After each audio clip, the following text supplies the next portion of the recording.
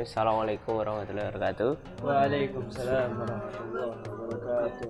Ramadan ceria Sama Indah Medika. Yeay. Terima kasih Mbak Alfa, Bu Anissa, Bu Astri, ya, Mbak Dinda, Mbak Siva, Mas Yudi, dan Mas Rahmat yang udah selalu senantiasa menghidupkan pagi Ramadan dan malam-malam Ramadan. Semoga Allah memberkahi, mengkaruniai kita dengan Ramadan teristimewa terbaik dan menghadirkan kita menjadi insan kamil. Amin. Teman-temanku yang saya cintai, kemarin saya janji untuk membahas tentang bagaimana para pebisnis itu menjadi pebisnis yang benar dan tidak tersesat, gitu ya. Bagaimana para pebisnis itu ketika belajar ilmu bisnis, maka dia tidak mempelajari ilmu bisnis yang jahat, gitu ya. Nah, adik-adikku semua, Afa, Dinda, gitu ya. 100 juta net cash per bulan untuk angka pencapaian teman-teman semua itu adalah angka monumental.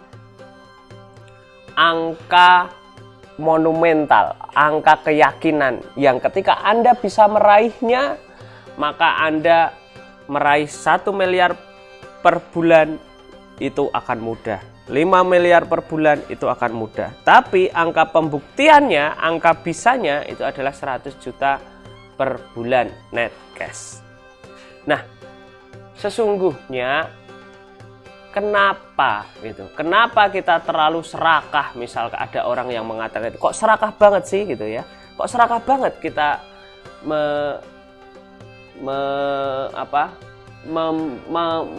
melatih diri kita untuk ke sana, terus nanti ke sana.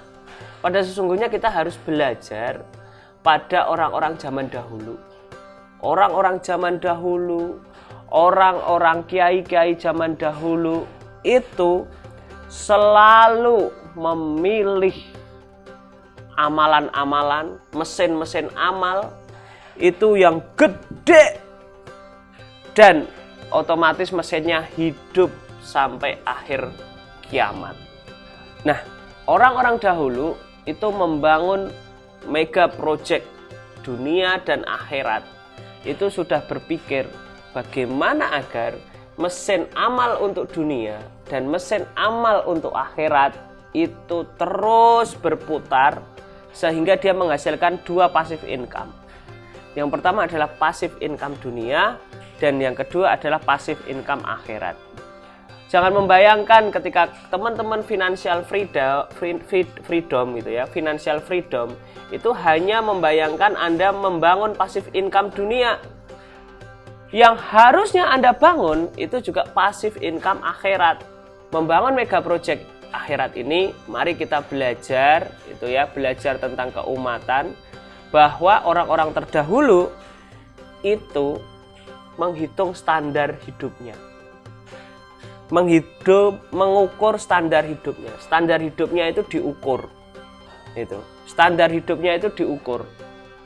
Setelah standar hidupnya itu diukur, lalu sisanya itu dibuat mesin amal yang muter terus sampai akhirat. Ini kalau nggak ditulis dari awal, malas ini nulis ini gitu kan. Ini penting semua ini yang saya katakan ini. Maka harus ada rangkaian ceritanya memang. Nah, standar hidupnya diukur. Lalu sisanya itu dibuat, sisa rezeki-rezekinya itu digunakan untuk mencetak mesin amal yang terus-menerus sampai akhirat. Inilah yang dinamakan orang kaya, Mas. Pebisnis kaya itu ini yang dinamakan gitu. Pebisnis kaya itu ini yang dinamakan pebisnis kaya. Maka kalau paham tentang ini, maka ilmu bisnis itu tidak menjadi jahat. Ilmu bisnis itu menjadi keberlimpahan, kekayaan itu benar-benar menjadi kebermanfaatan untuk umat. Maka yud, kalau mau jadi miliarder, triliuner yud, ya, standar hidupnya harus diukur. Hari ini kamu mempelajari bagaimana mengukur standar hidup yud. Ya, Rahmat, gitu ya, standar hidupnya diukur. Din, standar hidupnya diukur. Afa, standar hidupnya diukur. Bu Anissa, standar hidupnya diukur. Bu Astri, standar hidupnya diukur, Bu. Nah, dari situlah kesibukannya hari-hari para pebisnis ini, Mas. Hari-hari kesibukannya itu untuk mencetak mesin jariah. Jadi kekayaannya itu digunakan untuk mencetak mesin-mesin jariah. Dan hari ini teman-teman on the track. Anda di bawah pimpinan orang yang sedang mencetak mesin jariah.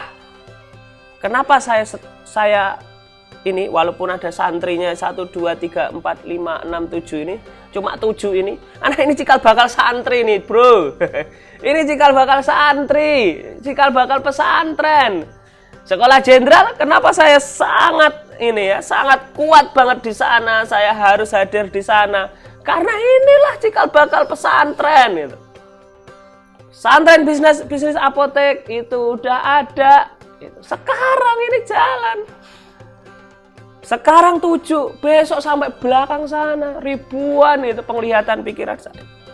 Santrinya siapa? Saya Andi Al-Bantuliu. Itu. Nah, sekarang saya ingin sharing itu apa aja gitu. Apa aja gitu kesibukan orang-orang kaya, orang-orang sukses untuk mencetak mesin jariah. Itu ya. Ya. Itu ada 7 sesungguhnya yang pantas kita cetak mesinnya. Kita harus punya mesinnya. Itu 7 yang harus mesinnya itu. Yang pertama itu adalah menyebarluaskan ilmu yang bermanfaat. On the track? Kita masih on the track? Iya kan? Iya kan, Din? On the track? Apa on the track? On the track, bisnis apotek ini on the track kan? Ya, menyebarkan ilmu yang bermanfaat. Yang kedua, mendidik anak menjadi anak soleh. On the track? Apa yang saya ajarkan juga on the track, betul? Walaupun saya pasti banyak negatifnya, banyak jelek-jeleknya itu, tapi saya punya niatan untuk didik Yudi, Rahmat, Dinda, Afa, dan 10 elite club dan semua klien-klien kita itu untuk menjadi anak soleh, gitu. Menjadi orang-orang yang soleh, menjadi pebisnis kelas dunia yang tingkat ketakwaannya setakwa para sahabat Rasul, gitu. Kemudian yang ketiga, ya, 3 mega projectnya adalah mewariskan mushaf-mushaf Al-Quran kepada orang yang dapat memanfaatkannya. Nah, yang tadi mendidik anak menjadi anak soleh itu tadi, itu tidak hanya anak kandung. Maka anak yang dari kecil kalau nggak punya sendiri ya nebeng gitu ya. Itu juga yang ketiga mewariskan mushaf Al-Quran kepada orang-orang yang dapat memanfaatkannya itu. Dan yang selanjutnya gitu ya, membangun masjid gitu ya, membangun masjid. Kemudian yang 5, membangun rumah atau pondok untuk orang-orang yang berbuat kebaikan. Yang ke-6, mengalirkan air bersih yang membutuhkan gitu ya. Kemudian yang ke-7, bersedekah harta secara ikhlas yang berlipat. Semua ilmu ini saya diajarkan oleh guru saya, oleh Ustadz Farid Triwidodo. Gitu. Beliaulah yang mengajarkan saya, membentuk saya, walaupun saya belum sempurna, belum seperti yang dia inginkan, belum seperti banyak manusia lah negatifnya, masih berbuat dosa gitu. Itu. Tapi kita belajar gitu. Nah, apa hebatnya? Hebatnya adalah kenapa saya memilih mega project akhiratnya salah satu pesantren dan pesantren bisnis apotek, karena saya ikut-ikut orang-orang kiai-kiai Jawa Timuran. Nih. Jadi ritmenya kiai itu ya, ritmenya kiai gitu. Itu maka ketika memutuskan hidup itu hiduplah, putuskanlah seperti ala kiai gitu, ala pesantren. Yang nafasnya pesantren. Orang dulu itu nggak punya gelar gitu, tapi cara hidupnya cerdas, cara hidupnya hebat, cara beramalnya hebat. Dia punya rumah, tapi rumahnya digunakan untuk murid-muridnya di pesantren. Sunatullahnya itu nanti rumah ini melar, sunatullahnya melar gitu. Sunatullahnya melar. Besok yang seperti Yudi itu nggak cuma Yudi, Yud. Seperti Rahmat itu nggak cuma Rahmat, Yud. Suatu saat itu santri-santri kita itu ya kerja di sini. Ini kan udah mulai nih. Ya akan banyak seleksi santri-santri yang mau ngikutin di sini itu banyak itu. Nah nanti Rahmat jadi kiainya juga. Kiai apa? Video editing. Boleh, Pak. Kita akan mengembangkan bakat itu. Serius, Pak. Serius. Yudi jadi kiai gitu kan. Dinda jadi sekolah manajer. Oh, serius, Din itu, Din. Apa jadi sekolah public speaking. Oh, serius. Itu nanti ustazahnya gitu. Ibu Nesa jadi juru masak gitu, belajar masak gitu, bener, Bu. Itu. Nah, orang dahulu itu kalau punya harta gitu ya. Kalau orang punya harta, kiai zaman dahulu kalau punya harta itu diwakafkan, di rumahnya itu dimanfaatkan untuk wakaf gitu. Jadi hartanya itu ditemplokkan ke rumahnya lagi gitu. Temploknya ke rumahnya, perluasan tanah gitu ya. Untuk bangun kamar santri, untuk sumur itu. Hartanya selalu itu, kalau ada hartanya templokkan itu. Anaknya kemudian dididik, dikirim ke Maroko, ke ini anak kandungnya itu ya. Anak kandungnya dikirim ke Maroko, suruh belajar gitu. Gitu, suruh belajar. Nah, ritme kiainya itu ya, ritme kiai ini gitu. Itu hartanya bermanfaat, itu dia kerja, dapat harta, templeknya di rumahnya, entah buat apa untuk mengembangkan pondok pesantren. Ilmunya itu berguna, ya kan, diajarkan sama santri-santrinya nih. Ini menjadi jariah guru saya dan jariah saya ini nanti. Apalagi saya punya komitmen untuk merekam nih, Mas Rahmat. Nih, direkam itu kenapa gitu? Karena saya ingin ini sebarluaskan, Mas Rahmat gitu. Ya, saya mau sebenarnya Mas Rahmat yang tag itu, Yahya yang edit, upload YouTube, sebarkan medsos, sebarkan itu. Saya pengen banget ini. Kenapa saya mewajibkan ini itu harus terdokumentasi? Karena ini jariah saya itu di Ramadan ini gitu. Jariah guru saya. Gitu. Itu maka saya ngotot bener, Din, saya cari orang yang bisa mewujudkan mimpi saya ini, Din, gitu. Itu. Terus anaknya itu meneruskan pesantrennya. Gitu. Nah, Sif, kamu nerusin pesantren ini besok, Sif. Gitu, cari suami yang Sif. Yang santri, Sif. Paham?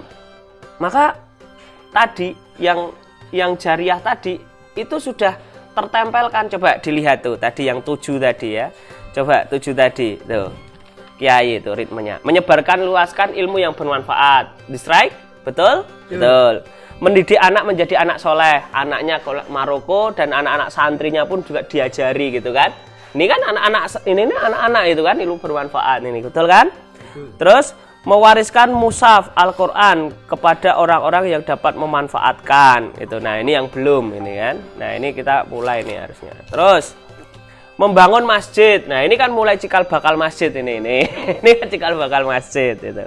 Membangun rumah atau pondok untuk orang-orang yang berbuat kebaikan. Nah, ini kan mulai lagi, Bu. Ini dicor belakang ini harusnya, Bu, gitu. Terus mengalirkan air bersih ini yang belum, dan bersedekah harta. Ini juga mulai sudah dikerjakan. Maka, teman-teman, ini hebat ya. Hebat, pesantren bisnis apotek ini hebat. Itu. Hebat sekali gitu. Dan ini akan menjadi mega project kita. Banyak besok akan semua para pebisnis Indonesia itu rujukannya di sini. Semua pebisnis Indonesia itu rujukannya di sini. Spiritualnya dibangun di sini. Ketika mereka bingung, galau di sini. Bagaimana entrepreneurnya juga dibangun di sini. Dan bagaimana leadershipnya juga akan dibangun di sini. Bahkan semua karyawan-karyawan saya itu besok santri saya itu. Nah itu semuanya itu akan saya wajibkan untuk sholat zuhur jamaah, semua sholat jamaah, kemudian mengikuti ritme-ritme yang ini. Itu diniati Bu Astri, itu Bu Astri, beneran itu Bu, itu. Ya semua. Jadi permasalahan pesantren-pesantren di luar sana itu adalah apa? Permasalahannya adalah bagaimana membuat orang yang tidak produktif itu menjadi produktif. Iya kan? Iya kan?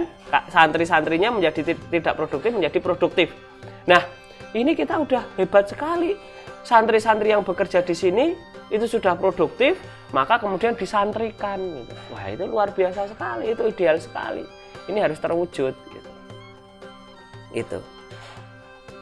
Itulah bagaimana para pebisnis itu agar tidak bisnis itu jahat ya. Itu harus dibangun keumatan. Nah, lantas bagaimana agar kita bisa membangun mega project akhirat, kita bisa membangun mega project dunia, kita akan bahas di pertemuan selanjutnya. Terima kasih. Billahi taufiq wal hidayah. Assalamualaikum warahmatullahi wabarakatuh. Waalaikumsalam warahmatullahi wabarakatuh. Ramadan ceria Sama Indah Medika. Era digital kok masih pakai cara manual? Nih, hanya dengan WhatsApp Marketing dijamin deh omset apotek kamu pasti jauh lebih meningkat. Buku ini berisi tips and tricks seputar database yang akan mengubahnya menjadi pelanggan setia apotek kamu. So, dapatkan sekarang, swipe up.